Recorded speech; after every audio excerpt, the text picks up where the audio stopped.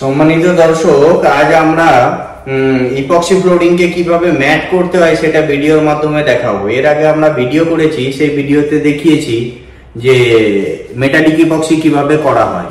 তো আজকে আমরা যে ভিডিও করতে চলেছি, এই ভিডিওতে আমরা দেখাবো যে ইপক্সি মেটালিক ইপক্সি হওয়ার পরে সেটাকে কিভাবে ম্যাট করা হবে, বা স্যাটেন ফিনিশ কিভাবে করবেন, বা স্ক্র্যাচলেস কিভাবে বানাবেন, স্ক্র্যাচের চান্সটা কিভাবে কম হয়, বা কোনো কালার বা কোনো কালার জাতীয় কোনো জিনিস পড়ে গেলে যাতে অ্যাবজর্ব না করে, সেই জিনিসটা আমরা ভিডিওর মাধ্যমে আজকে তুলে দেখাবো। আমরা আজকে ফার্স্টে আমাদের যে ফ্লোর আছে, ফ্লোরকে আমরা গ্রাইন্ডিং মেশিন দিয়ে স্যান্ডিং করেছি। ফার্স্ট আমরা যেটা স্যান্ডিং করেছি 220 নাম্বার পেপার দিয়ে স্যান্ডিং করেছি, তারপরে আমরা 400 দিয়ে স্যান্ডিং করেছি, তারপর আমরা স্যান্ডিং করেছি 800 পেপার দিয়ে। তো এবারে আমরা ক্লিনিং করে নিয়েছি ফ্লোরকে। তো আমরা এবারে দেখাবো যে কিভাবে আপনারা টপ কোট করবেন, বা পলিইউরিথিন কোট যেটাকে বলে, ইউরিথিন কোট কিভাবে করবেন, আর ফ্লোরের যে স্মুথনেস বা ফ্লোরকে যে দেখতে একটা হেভি ফিনিশিং ওয়ালা দেখতে লাগবে সেটা কিভাবে করবেন। জেনারেলি গ্লসি ইপক্সি ফ্লোরিং এর সমস্যা কি হয়, স্ক্র্যাচের চান্সটা খুব বেশি হয়। তো যার কারণে ইপক্সিকে যদি স্যাটেন ফিনিশ বা ম্যাট ফিনিশ করে নেওয়া হয় তাহলে স্ক্র্যাচের চান্সটা অনেক কমে যায়। হালকা যে স্ক্র্যাচ আসে সেই স্ক্র্যাচটা আমরা দেখতে পাই না, বুঝতে পারি না। তো যার কারণে অনেকটা সুবিধা হয়, বা অনেক দিন ছাড়া পলিশিং এর প্রয়োজন পড়ে ইপক্সি ফ্লোরিং। আজকে আমরা ফ্লোরটাকে দেখাবো যে কিভাবে ম্যাট করবেন। ভিডিও প্রথমে বলি যে অনেকেই কমেন্ট করেন, ভালো লাগে আমাদের, অনেকে ফোন করে ইন্সপায়ার করেন যে এরকম ভিডিও বানানোর জন্য। আমার ভিডিও বানানোর মেন উদ্দেশ্য যে যাতে বাংলা ভিডিও বা বাংলা ভাষাতে ভিডিও করে ইপক্সি ফ্লোরিং কিভাবে কাজ শিখতে পারে সেই জিনিসটাকে তুলে ধরা। এবারে আপনাদের অনেকেই কল করে আমাদেরকে বলেন যে খুব ভিডিও ভালো লাগে, আমরা আরো ইন্সপায়ার হই, আরো ভালো লাগে ভিডিও বানানোর জন্য। তো ধীরে ধীরে আমরা ভিডিও যাতে আরো ভালোভাবে বানাতে পারি, ডিটেল করে বানাতে পারি, সেই চেষ্টা আমরা করছি। আপনারা পাশে থাকুন, হেল্প করুন, সাবস্ক্রাইব করুন চ্যানেলটিকে। আমরা এখন নিয়েছি এটাকে বলে এশিয়ান পেন্টসের 950 কটন রোলার।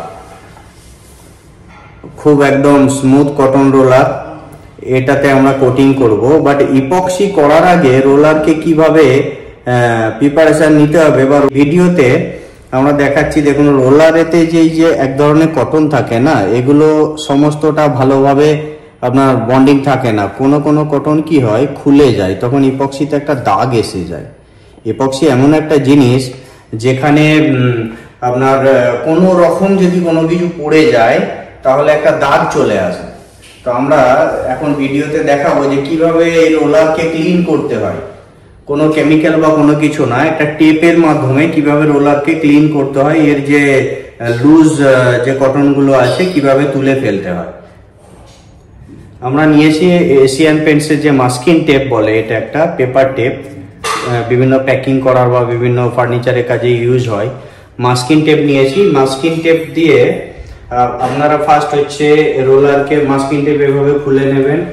খোলার পরে রোলারকে এইভাবে টেপে যেদিকে আঠার অংশ আছে, মানে যেদিকে টেপে আঠাটা চিটবে, সেই আঠার দিকে রোলারকে এইভাবে রোল করে নেবেন। তাহলে কি হবে, আমরা ডিটেল দেখাবো রোল করার পরে যে কি পরিমাণ লুজ কটনগুলো এতে চিটে যায়।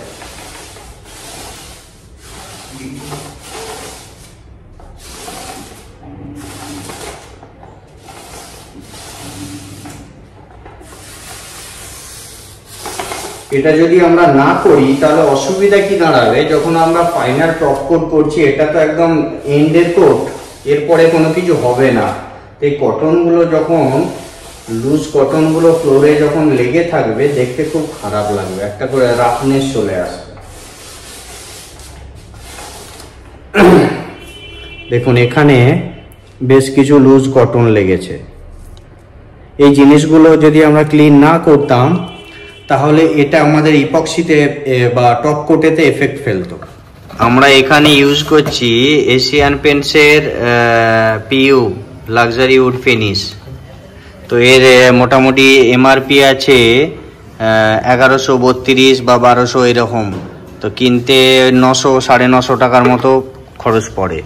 এবারে 1 লিটারের সঙ্গে আমাদের 200 ml এর মতো। তো এবারে আমরা এখানে থিনার অ্যাড করেছি পরিমাণ মতো। এরপর আমরা চেক করে নেবো যে কতটা থিনার দিলে সুবিধা হয়। তো এখানে আমরা 100-150 গ্রামের মতো থিনার ইউজ করেছি। না হার্ডনার ইউজ করো, পুরো এক ডিবে আছে তো, একটার সঙ্গে পুরো একটা হার্ডনার লেগে যাবে।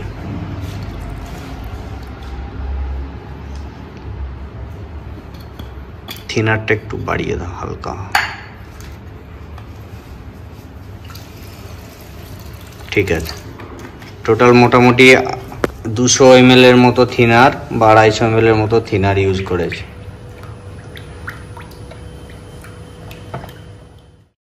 যে সাইড এরিয়াগুলো বা কর্নারগুলো আছে আমরা প্রথমে ব্রাশে করে একটা কোটিং করে নিই, কারণ রোলার এত ধার অবধি পৌঁছাতে পারে না। তো আপনারাও যখন কাজ করবেন তখন ওই ব্রাশে করে সাইড এরিয়াগুলোকে আগে কভার করে নেবেন, তারপরে রোলারে করে মেন সারফেসেতে আপনারা কাজ করবেন। ফাইনাল কোট করার সময় সবসময় খেয়াল রাখতে হবে যে আমরা যে ট্রে ইউজ করছি এই ট্রে যেন খুব ক্লিন হয়, এতে যেন কোনো রকম এক্সিস্টিং পেন্ট বা কোনো ধরনের ময়লা যাতে না থাকে, তাহলে কিন্তু ফ্লোরে অনেকটা দাগ চলে আসবে বা রাফনেস চলে আসবে। তো সবসময় চেষ্টা করবেন কোনো নিউ রোলার বা কোনো নিউ ট্রে নিয়ে কাজ করার চেষ্টা করবেন। তো এতে কাজের ফাইনিটি অনেক ভালো হবে, ফিনিশটাও খুব সুন্দর হবে, রিজেক্ট হওয়ার চান্স থাকবে না। এরপরে নেক্সট আমরা খুব জলদি আর একটা অন্য প্রসেসের মেটালিক ফ্লোরিং ভিডিও আমরা আপলোড করব। তো আমাদের যে এখন এই ভিডিও দিলাম এটা দেখার চেষ্টা করুন, ভালোভাবে বোঝার চেষ্টা করুন। একটাই রিকোয়েস্ট যে ছোট্ট ছোট্ট জায়গায় প্রথমে ট্রাই করুন, 2 ফিট বাই 2 ফিট জায়গাতে প্রথমে ট্রাই করুন, তারপর 4 ফিট বাই 4 ফিট জায়গাতে ট্রাই করুন। এভাবে ধীরে ধীরে স্কেলটাকে বাড়াতে হবে, সাইজটাকে বাড়াতে হবে। একবারে বড় জায়গায় কাজ করতে লেগে গেলে, রিজেক্ট হয়ে গেলে কনফিডেন্স চলে যাওয়ার চান্সটাই বেশি। ইপক্সি খুব একটা ইজি কাজও বলা যায় না, আবার খুব একটা কষ্টেরও বলা যায় না, শুধু কিছু নলেজ আর কিছু স্কিল্ডের প্রয়োজন। তো খুব একটা ভালো ফ্লোরিং সিস্টেম, আগামী দিনে এই ফ্লোরিং সিস্টেম ভালো পরিমাণ মার্কেট করতে চলেছে। তো যারা ইচ্ছুক, এর আগের ভিডিওতেও আমরা নাম্বার দিয়েছি, এখানেও নাম্বার আর একবার বলে দিচ্ছি, তো যোগাযোগ করার চেষ্টা করুন, আমরা ট্রেনিং দেওয়ার ব্যবস্থা করে দেবো। তো আমাদের মোবাইল নাম্বার 9564657943, এই মোবাইল নাম্বারে যোগাযোগ করুন। তো বিভিন্ন ধরনের কোর্সের আমাদের প্ল্যানিং চলছে, তো কেউ যদি ইন্টারেস্টেড হন এই নাম্বারে যোগাযোগ করে আমাদের সঙ্গে কথা বলে নিতে পারেন। এছাড়াও যদি ইন্টেরিয়র ডেকোরেশন রিলেটেড কারো কোনো কোয়ারি থাকে বা কোনো কাজ করানোর প্ল্যানিং থাকে, আমাদের সঙ্গে যোগাযোগ করতে পারেন। আমাদের রোকোকো ইন্টেরিয়র আমার আর একটা অল্টারনেট ব্র্যান্ড। আমরা প্রায় 10-12 বছর ধরে ইন্টেরিয়র ডেকোরেশনের কাজ করে থাকি। এই যে প্রজেক্টে আমরা ফ্লোরিং করছি, এটা আমাদের নিজেদের ইন্টেরিয়র ডেকোরেশন করা একটি প্রজেক্ট। তো যদি কারো কখনো কোয়ারি থাকে যে ইন্টেরিয়র ডেকোরেশন করাবেন, তো আমাদের ওই একই নাম্বারেও যোগাযোগ করতে পারেন। ইন্টেরিয়র ডেকোরেশন করানোর জন্য আমাদের অল্টারনেট নাম্বার 7980260740, এই নাম্বারে যোগাযোগ করতে পারেন। আমরা টোটাল পশ্চিমবাংলা জুড়ে ইন্টেরিয়র ডেকোরেশনের কাজ করে যাচ্ছি গত 10-12 বছর ধরে। তো এই যে প্রজেক্টে আমরা কাজ করছি এটা আমাদেরই নিজেদের ইন্টেরিয়র ডেকোরেশন করা প্রজেক্ট। তো এতে ক্লায়েন্টের কোয়ারি ছিল, রিকোয়ারমেন্ট ছিল যে এতে আমরা যাতে ইপক্সি ফ্লোরিং করি, তাই আমরা এটাকে ম্যাট ফিনিশ ইপক্সি ফ্লোরিং করেছি। আর একটা রিকোয়েস্ট আপনাদের কাছে, আপনারা কমেন্টেতে কি ধরনের কি বিষয়ে ভিডিও দেখতে ইন্টারেস্টেড আছেন সেটা কমেন্টে লিখে পাঠান, তাতে আমাদের ভিডিও বানানোর সুবিধা হবে। কারণ একই ফ্লোরিং সিস্টেমের ভিডিও বারবার দিলে হয়তো আপনাদের দেখতে ভালো লাগবে না।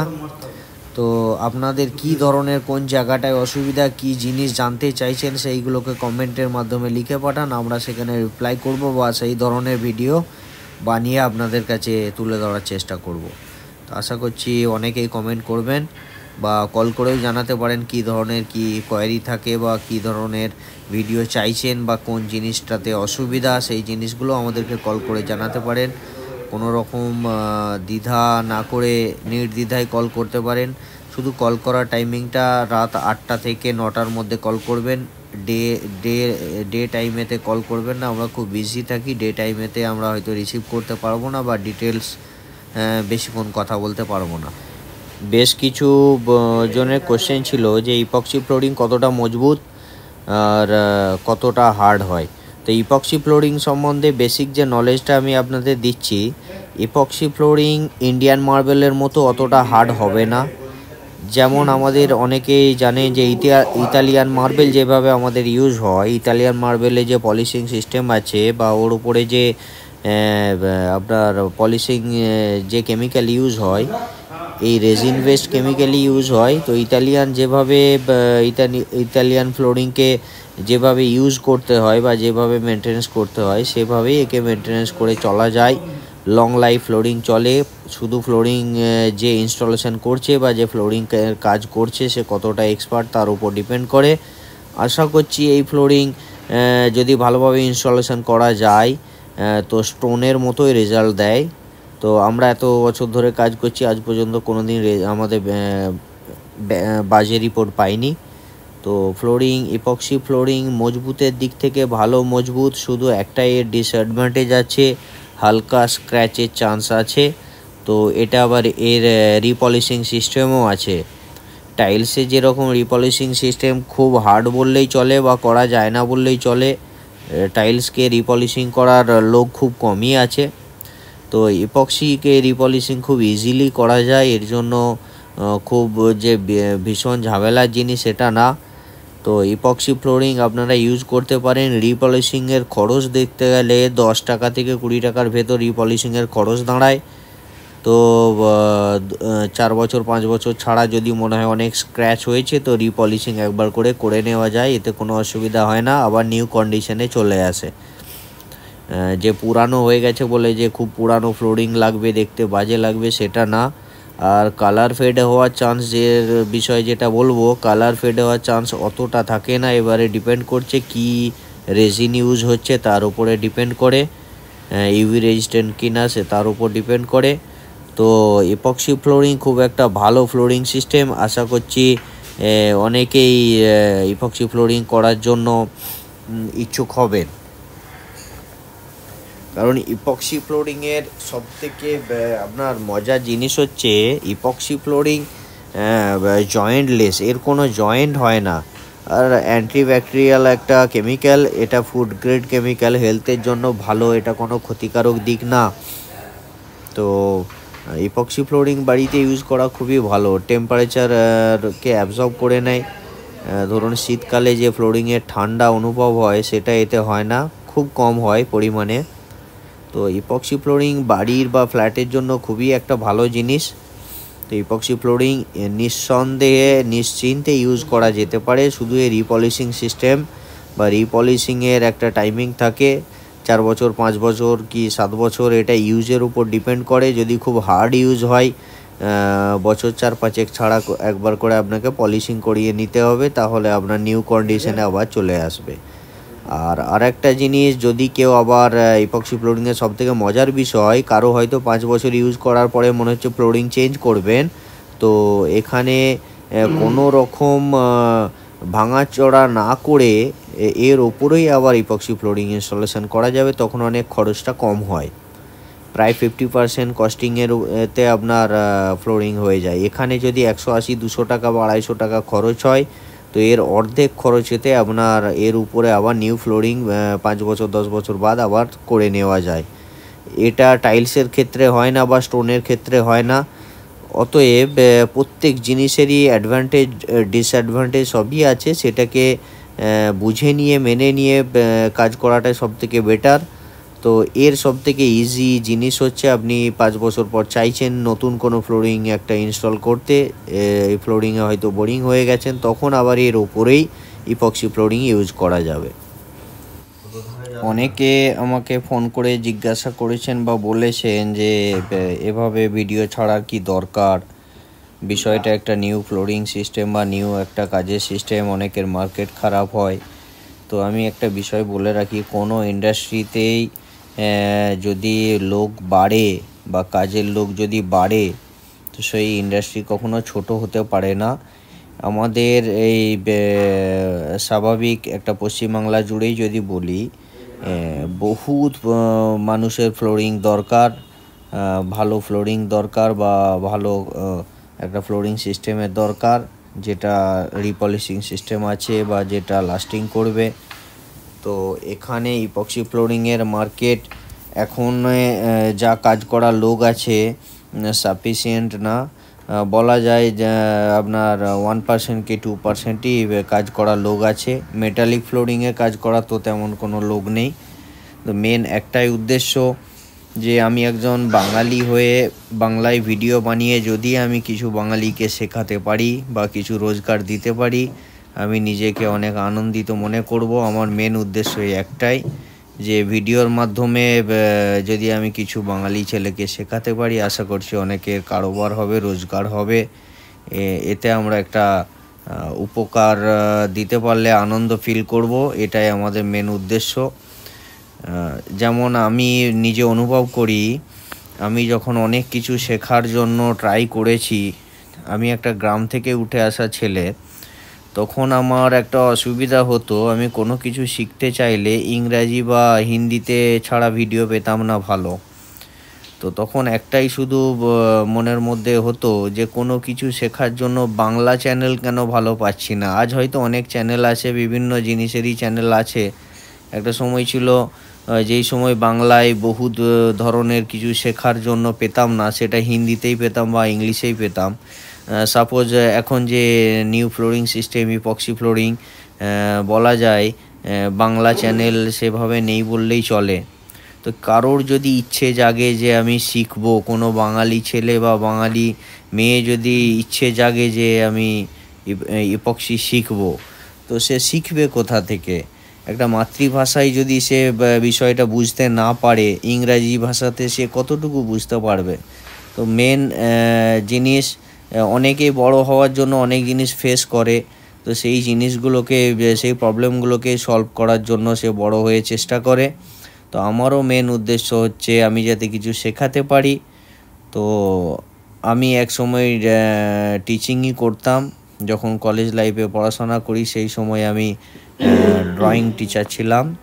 তো কলেজ কমপ্লিট করার 1 বছর পর্যন্ত আমি ড্রয়িং টিচার ছিলাম। তো আমার শেখাতে খুব ভালো লাগে। শুধু একটাই ইন্সপিরেশনের খুব প্রয়োজন, যে ইন্সপায়ার করবেন আপনারা যারা, অন্তত আমার যতগুলো ভিউয়ার্স আছে, হয়তো খুব বেশি না, তো এই অল্প ভিউয়ার্সই যদি ইন্সপায়ার করেন, তো এই ইন্সপিরেশনটাই আমার জন্য বহুত বড় একটা ইম্পর্টেন্ট জিনিস। আশা করছি সবাই অন্তত কল করে বা কমেন্ট করে বা মেসেজ করে ইন্সপিরেশন দেওয়ার চেষ্টা করবেন, যাতে আমি ভালোভাবে ইন্সপায়ার হয়ে আরও ভালো ভিডিও তুলে ধরতে পারি। সব সময় পয়সা কামানোটাই বড় বিষয় হয় না। তো এইখানে আমি হয়তো ভালোভাবে জানলে আমি টাকা কামাতে পারবো, এটা সবথেকে বড় বিষয় না। বড় বিষয় হচ্ছে আমি কতজনের পাশে দাঁড়াতে পারলাম বা কতজনকে শেখাতে পারলাম। তো সেই বিষয়টা, যতই হোক একটা বাঙালি সত্তা একটা কাজ করে। তো আমার মূল প্রয়াসই একটাই, যে যাতে বাঙালি ছেলেরা এই ভিডিও দেখে ভালোভাবে শিখতে পারে। অনেকে আবার ফোন করে বা অনেকে দেখা হলে, চ্যানেলে নিয়ে কথা হলে ওনারা বলেন যে হিন্দিতে তো করতে পারেন। আমি বললাম আমি একজন বাঙালি হিসাবে বাংলা বলতে গর্ববোধ করি আর বাংলা বলতে ভালোবাসি। তো বাংলাতে ভিডিও তুলে ধরা আমার মেন উদ্দেশ্য। হিন্দিতে হয়তো আরও 2-4-5টা চ্যানেল পাবেন, সেখানে ওনারা দেখতে পাবেন। তো আমার মূল উদ্দেশ্য হচ্ছে বাংলা ভাষাতে, মাতৃভাষাতে ভিডিও তুলে ধরা, যাতে আমাদের অনেক বাঙালি ছেলে মেয়ে যাতে বিষয়টাকে বুঝতে পারে, শিখতে পারে, একদম বাংলা ভাষাতে পরিষ্কারভাবে যাতে বিষয়টাকে অ্যাবজর্ব করতে পারে, সেই আমার মূল উদ্দেশ্য। তো কমেন্ট করে, সাবস্ক্রাইব করে বা লাইক করে ইন্সপায়ার করবেন।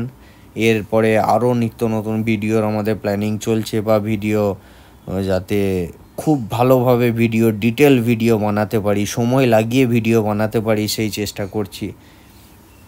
এর জন্যই আমরা চ্যানেলের নাম দিয়েছি ইপক্সি মাস্টার। তো একজন মাস্টারের কাছে প্রয়োজন ভালোবাসা, শ্রদ্ধা আর রেসপেক্ট। আমরা অলরেডি প্রায় 90% টপ কোট মেরে দিয়েছি। এবার এটা যখন শুকনো হবে, শুকানোর পরে এর ফিনিশটা অনেকটা ম্যাট চলে আসবে। এই এরিয়াটা দেখুন এবার ম্যাট আসছে, শুকানোর পরে ম্যাট চলে আসবে।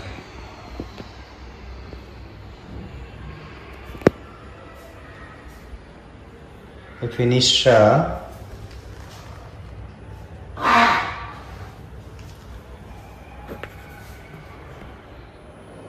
আমরা অলরেডি 90% টপ কোট করে ফেলেছি। তো মোটামুটি আধ ঘন্টা থেকে 1 ঘন্টার মধ্যে ভালোভাবে ড্রাই হয়ে যাওয়ার চান্স আছে। তো বিষয়টা আমরা ভিডিওর মাধ্যমে তুলে ধরলাম যে কিভাবে এর একটা টপ কোট বা ম্যাট ফিনিশ বা স্যাটিন ফিনিশ করা যায়। 99% যারা ইপক্সির কাজ করে ওদের মধ্যে ধারণা থাকে না যে ইপক্সিকে কিভাবে ম্যাট ফিনিশ করা যেতে পারে। অনেকে মনে করে যে ম্যাট ইপক্সি পাওয়া যায়, তো এটা একটা সবথেকে বড় সমস্যা।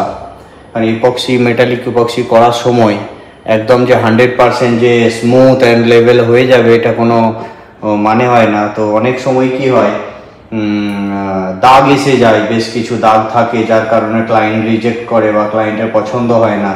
আর আমি সবসময় সাজেস্ট করব যাতে মেটালিক ইপক্সি কোনো কাস্টমার যদি চয়েস করে সবসময় তাদেরকে বোঝাবার চেষ্টা করুন যে মেটালিক ইপক্সি হয় ম্যাট ফিনিশ, না হলে আপনার স্যাটিন ফিনিশ, এই ধরনের চয়েস করানোর জন্য। তাতে ফ্লোর লাস্টিংও ভালো হবে আর খুব স্মুথ অ্যান্ড খুব দেখতে খুব সুন্দর লাগবে। আস্তে আস্তে ফ্লোর ড্রাই হচ্ছে। এটা যত শুকনো হবে পুরো ম্যাট ফিনিশ, একটা হালকা ম্যাট। এই যে আমাদের কিছু কিছু দাগ বোঝা যাচ্ছে যে রোলারে, এই দাগটা থাকবে না। দেখুন কত সুন্দর একটা ফিনিশ লাগছে, পুরো মনে হবে ম্যাট ফিনিশ, কোনো টাইলস ইনস্টল করা আছে বা স্টোন ইনস্টল করা আছে।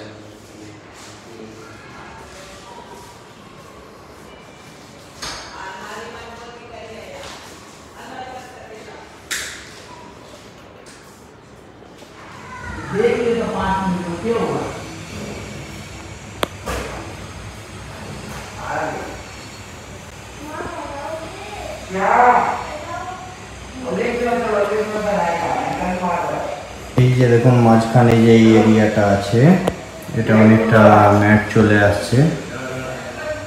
তো পুরোপুরি যখন ড্রাই হবে ম্যাট চলে আসবে। দেখুন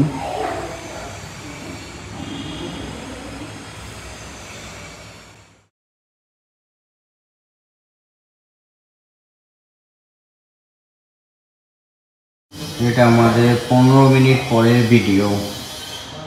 দেখতে পাচ্ছেন ধীরে ধীরে ধীরে ধীরে ম্যাট হয়ে যাচ্ছে আস্তে আস্তে। যত শুকাবে তত এটা ম্যাট ফিনিশ হয়ে যাবে আর খুব স্মুথ হয়ে যাবে।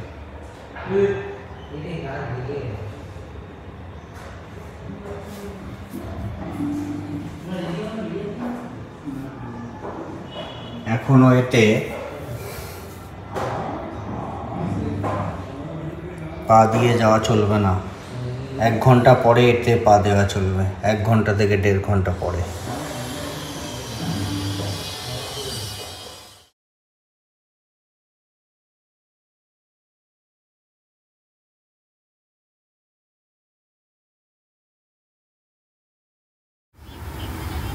টপ কোট করার এটা আমরা 1 ঘন্টা পরে ভিডিও বানাচ্ছি। দেখতে পাচ্ছেন কিরকম স্মুথ, কতটা ফাইন একটা ফ্লোর এসেছে।